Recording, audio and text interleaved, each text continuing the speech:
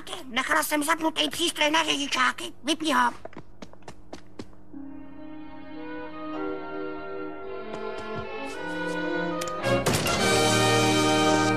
Stáří 25? Ale tobě není 25. Ten řidičák je sfalšovaný. Ano, máš pravdu, Milhausi. Je falešný, je to prostě falešný řidičák. Falešný řidičák? Žůžo. Je to náš lístek na fantastický jarní prázdniny. Jeden dospělý a 2 dětské, prosím. Nahý oběd, mládeži nepřístupno.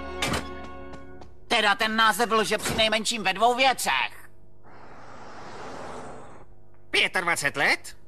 Promiňte, pane S., ale znáte to, musím zkontrolovat každého. No tak žertujete? Beru to jako poklonu.